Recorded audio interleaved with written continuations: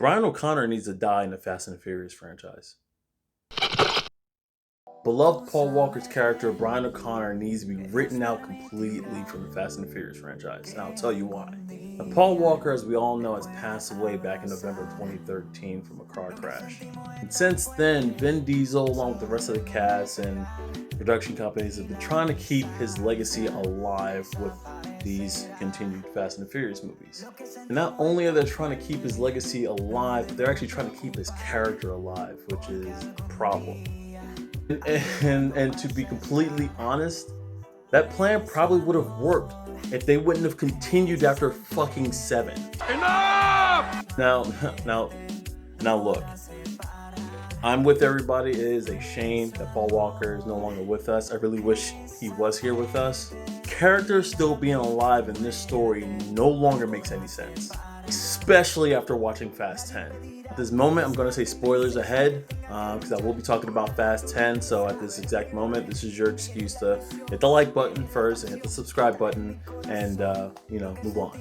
Dante Reyes, played by Jason Momoa, is actually on a revenge killing spree after Dom and Brian was involved in the death of his father back in Fast 5.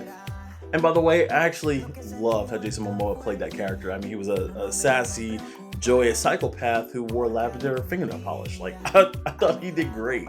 But this man ended up getting a hold of everyone that Dom has either met, worked with, breathed on, and either attempted or succeeded in trying to put them on the front of a t-shirt. I mean, this man was so astronomically well connected that he was actually able to get a hold of the families of this super secret elite squad and blackmail them. Hell, he even got a hold of Hobbs at the end. And yes, if you didn't know and you didn't wait until the end of the credits, Hobbs is back. Dwayne is back in the franchise. I mean, technically he really didn't leave. Quick sidebar, if you haven't learned by now to wait to the very end of the credits on most action films or fantasy films of some kind, what are you doing with yourself? Anyways, so yeah, you're telling me Dante can do all this stuff, but he can't get a hold of Brian? Especially since Brian was involved directly, unlike everybody else. Everybody else was involved indirectly. Also, Brian would not have let that shit fly.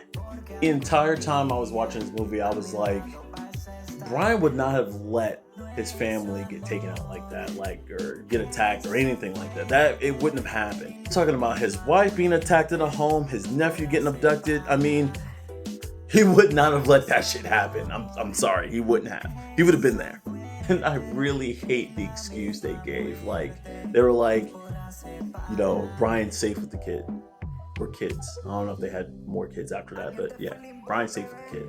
I was like, that's lazy writing. Most of us already know this by now, but Universal wants to wrap this franchise up in a 3-parter. So it's Fast 10 is one that just came out, was part 1. We got 2 more. So to play devil's advocate, it is possible that they could write his character off somewhere within the next 2 films. It's possible. Doubt it, but possible. But all I can say is, for me, the way they're going with the story, the way they have this new villain and his motivations, it's time to kill off Brian O'Connor.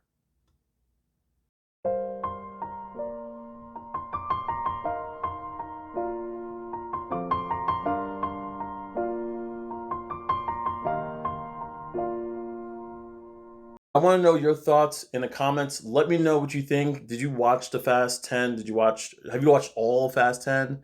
Were you one of the ones that kind of went back and watched Fast and Furious leading all the way up to 10? Do you agree or disagree that Brian O'Connor needs to go bye-bye? I mean, it's time.